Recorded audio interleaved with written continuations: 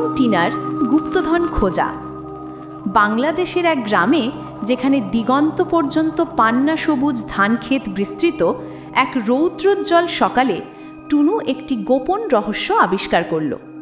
একটি ধুলো মাখা গল্পের বইয়ের ভেতরে লুকানো ছিল একটি রহস্যময় মানচিত্র।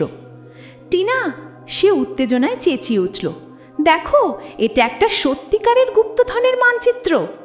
টিনার চোখ কুচকানো মানচিত্রটির ওপর দিয়ে ঘুরে গেল। এতে পরিচিত জায়গাগুলো দেখানো হয়েছে: নদীর ধারের বিশাল বটগাছ, ভাঙা পুরনো মন্দির এবং একটি ছোট্ট নৌকা। সত্যিকারের অভিযান, সে ফিসফিস করে বলল, তার বুক উত্তেজনায় ধড়ফড় করছে। চলো টুনু।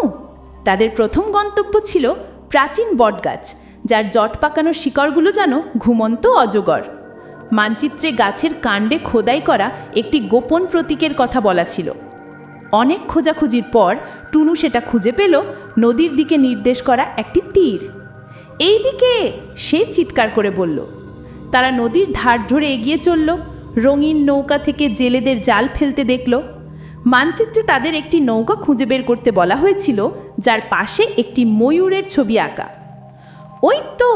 টিনা একটি সুন্দর নৌকার দিকে আঙুল দেখিয়ে চিৎকার করে উঠল, যেটি ময়ূরের লেজের উজ্জ্বল নীল এবং সবুজ রঙে সজ্জিত। ময়ূর নৌকার ভেতরে লুকিয়ে তারা পরবর্তী সূত্র খুঁজে পেল, একটা ধাঁধা। টুনু জোরে জোরে পড়ল, আমার কণ্ঠ নেই, কিন্তু আমি বড় বড় গল্প বলি। আমার পা নেই, কিন্তু আমি বিশ্ব ভ্রমণ করি। আমি কে?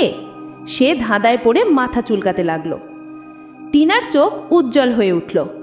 গল্প, ভ্রমণ, একটা বই, সে বলে উঠল। পরবর্তী সূত্র নিশ্চয়ই লাইব্রেরিতে আছে। একে অপরের দিকে উত্তেজিত দৃষ্টিতে তাকিয়ে তারা নৌকা থেকে বেরিয়ে ধুলো মাখা পথ ধরে দৌড়ে দিল। গ্রামের লাইব্রেরিতে ছিল একটি আরামদায়ক আশ্রয়, পুরনো বইয়ের শান্তিদায়ক গন্ধে ভরা। লাইব্রেরিয়ান, মৃদু হাসির একজন দয়ালু মহিলা, তাদের মানচিত্রের ছবির মতো মলাটে সূর্যের ছবি আঁকা একটি বই খুঁজতে সাহায্য করলেন। টুনু একটি ছোট টুলের ওপর চড়ে সাবধানে বইটি নামালো। সে বইটি খুলতেই খোদাই করা একটি ছোট্ট কাঠের বাক্স গড়িয়ে পড়ল। এটি সোনা বা গয়না দিয়ে ভারী ছিল না, ভেতরে ছিল নদীর দুটি মসৃণ চকচকে পাথর।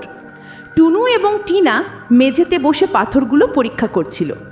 একটিতে একটি ছেলের ছবি আঁকা ছিল, অন্যটিতে একটি মেয়ের। যখন তারা পাথর দুটি পাশাপাশি রাখল, তখন দেখা গেল ছবি দুটির ছেলে মেয়ে হাসি মুখে একে অপরের হাত ধরে আছে। গুপ্তধনটা! টুনু বিস্ময় নরম গলায় শুরু করল। আমরাই! টিনা শেষ করল, তার হাসি সকালের সূর্যের মতো উজ্জ্বল। তারা তখন বুঝতে পারল যে এই অভিযান, হাসি এবং তাদের অবিশ্বাস্য বন্ধুত্বই ছিল সবচেয়ে বড় গুপ্তধন।